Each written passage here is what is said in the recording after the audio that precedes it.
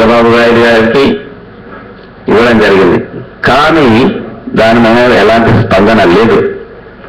ఎందుకంటే ఇటు ముఖ్యమంత్రికి ఇష్టం లేదు, ఇటు సీజేకు అక్కడి నుంచి ఇన్ఫ్లుయెన్స్. ఇంకో పరిస్థితి ఏంటంటే పాపం కళ్యాణ్ సింగ్ గుప్తా గారికి వెలివేషన్ ఉంది, సుప్రీంకోర్టు పోయే అవకాశం ఉంది. మరి వాళ్ళు చెప్పినట్టు వినకపోయిన సుప్రీంకోర్టు పోరు కాబట్టి అది కూడా ఉన్నది. మా ప్రజలందరికీ ఇంకొక పెద్ద బాధ ఉన్నది.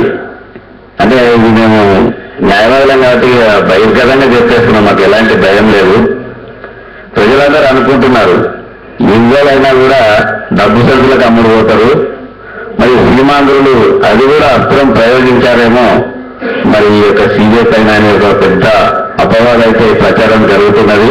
మరి సీజే గారికి నేను వినమ్రంగా చేతులు జోడించి నమస్కరిస్తున్నాను వేదిక ద్వారా. ఎవరు చూసినా కూడా వాళ్ళ సన్నిహితులు కావచ్చు, వారు కావచ్చు, వెంటనే మీరు ఈ అపవాదం మూటగట్టుకోకండి. మీరు ఈ రోజు ఉంటారు, రేపు పోతారు.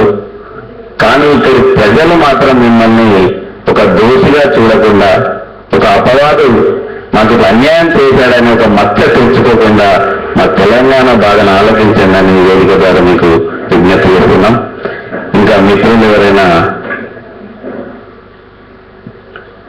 వచ్చేదైతే ముందుకు రావచ్చు. ఆలోచి మన సదానందం గారు వారి యొక్క అమూల్యమైన సందేశం.